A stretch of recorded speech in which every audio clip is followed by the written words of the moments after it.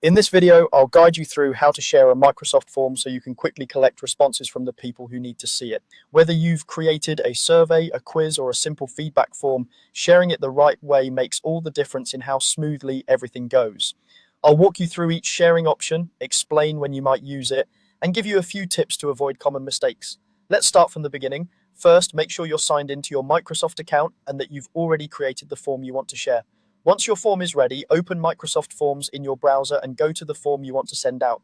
You can do this from your list of forms by clicking on its title. This opens the editing view where you can still make changes to questions, settings, and themes if you need to. It's a good idea to quickly review your questions and double check your settings before you share, because once people start responding, changing the structure of your form can make analyzing results a bit trickier. With your form open, look toward the top right corner of the screen and click the button labeled Send. This is your main hub for sharing options. When you click it, a panel or window will appear showing different ways you can share your form. If you don't see it at first, make sure your browser window is maximized so nothing is hidden.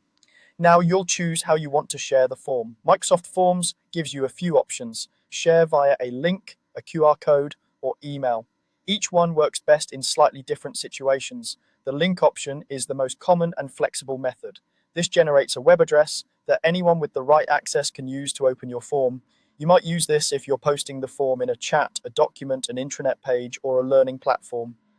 Before you copy the link, it's worth checking who can respond. Depending on your organization's settings, you may be able to choose between allowing anyone with the link to respond or restricting responses to people within your organization. Pick the option that matches your audience. Once that's set, you'll see a box with the form link. Click the button to copy it, then paste it wherever your participants will see it. The QR code option is especially useful for in-person events like meetings, presentations, or classrooms. When you choose the QR code option, Microsoft Forms generates a square barcode that people can scan with their phone cameras. You can download this QR code as an image and add it to slides, posters, or handouts. When someone scans it, your form opens directly on their device, which makes participation quick and easy. Finally, you can share your form by email directly from Microsoft Forms. Choose the email option and you'll be able to enter email addresses and add a short message. The system sends a message that includes a link to the form so your recipients can click straight through.